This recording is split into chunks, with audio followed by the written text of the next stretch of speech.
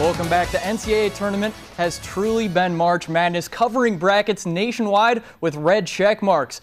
The chilly Kirksville weather didn't scare away the Truman softball team from hosting Upper Iowa. Back to girls for La Plata hosting North Shelby in districts for a spot in the finals. Welcome back. For fellow sports fans, Selection Sunday is just as big of a holiday for us as St. Patrick's Day. There were two explosions near the finish line of the 117th Boston Marathon this afternoon. And there's one thing certain about this weekend: Northwestern is going to be hungry, coming off of a close loss to Nebraska, as well as it being homecoming this weekend. One would have expected the loss of Damon Bullock and Greg Garman to be crushing blows on Saturday. Don Bosco had another homecoming night, first on their brand new field. Used to be a cornfield. Tonight it was a homecoming setup.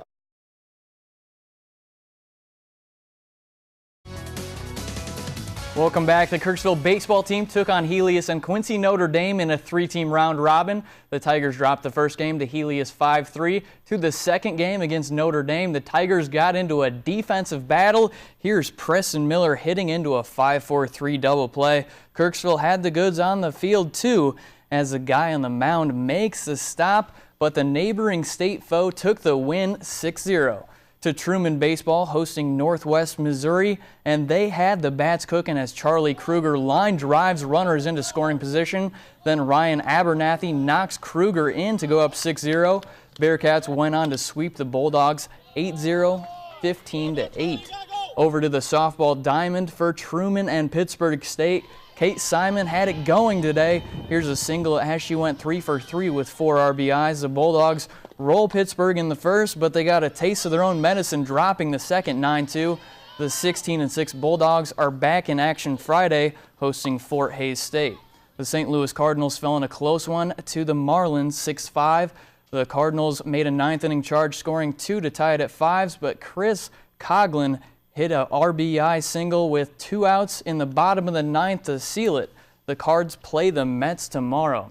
The St. Louis Billikens took on 12-seeded and Pac-12 champ Oregon for a spot in the Sweet 16.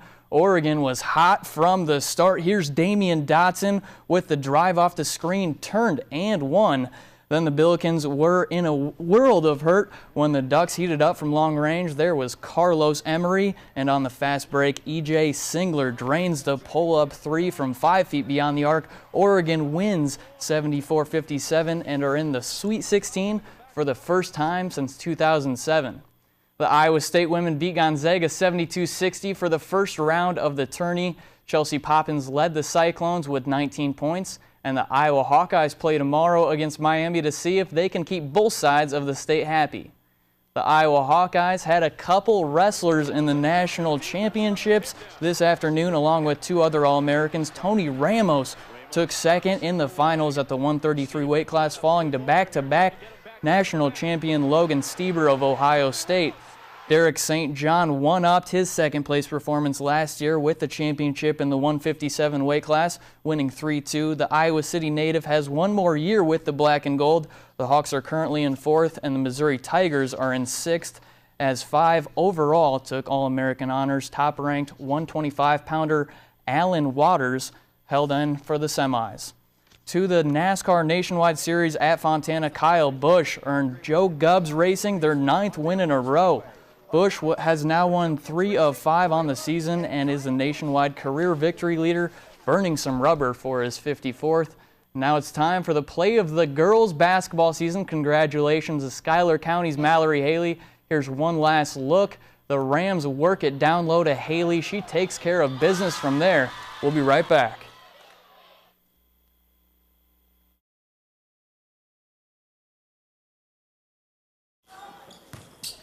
The Indian Hills basketball team found out today that their appeal on the postseason ban was turned down, and that for 10 sophomores, the chance to put on a Warrior jersey will never come again. I think we got a bunch of broken-hearted young men here that think that they had a real chance to win a national championship. Obviously, our body of work was such that we thought we were right there, but it's kind of been taken away from us. The reason for the ban was due to a violation when college president Jim Lindenmeyer bailed Indian Hills player Ronald Ross out of jail. Lindenmeyer stated he was not aware of the rule but knew he did not want to leave a player behind at an out-of-town facility under those circumstances. I think, as Dr. Lindenmeyer's statement said earlier today, he's absolutely correct that a couple of things were in play there. He really feared for the safety of the player if he had stayed behind. Coach Peary told me this afternoon that after speaking to his players, telling them that the appeal didn't go through, there wasn't a person in the room without tears in their eyes not being able to play for one of these. Well, I think that decisions were made pretty hastily by the NJCA. I think if they could have spent more time in actually evaluating what really went on, I think that we'd have had a different answer. The probationary period assigned to the college by the NJCAA will end with the postseason, so the violation won't have any effect on next season.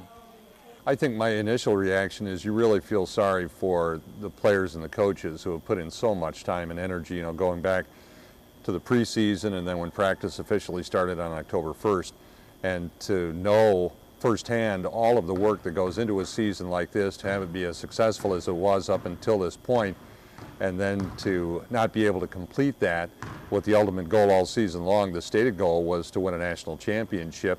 For Indian Hills players and fans, it'll be one more year till the Warriors have another chance at a basketball title. The state tournament quarterfinal between returning state champion Mount Pleasant and 21-4 Waverly Shell Rock was one for the ages. A battle of the big men between Panther Faith Pope and UNI commit Clinton Carlson. The fans were rowdy, and the back and forth team blows were constant.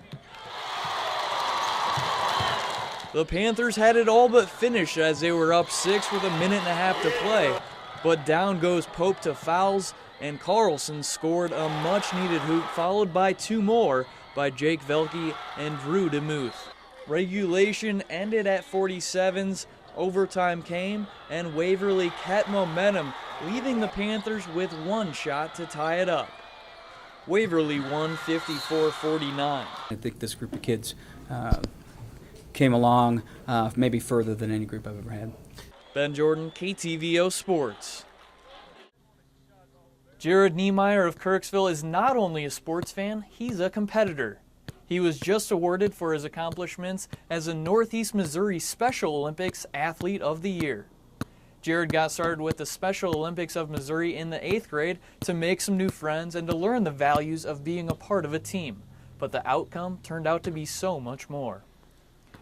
Jared started at the local level, moved on to state events, and from there qualified for nationals in Lincoln, Nebraska in 2010.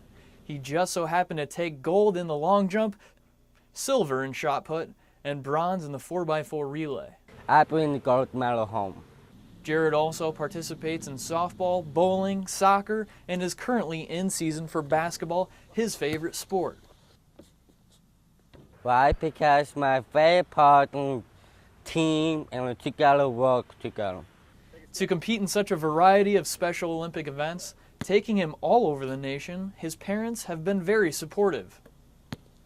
The opportunity to build character, to build confidence in their abilities, to be able to compete, and it's not all about sports, but sports is just the avenue that is used. Jared is a graduate of Kirksville High School and works at Hy-Vee. In his spare time, he volunteers for the Youth Activation Committee locally and nationally to advocate for other athletes with disabilities. In Kirksville, Ben Jordan, KTVO News.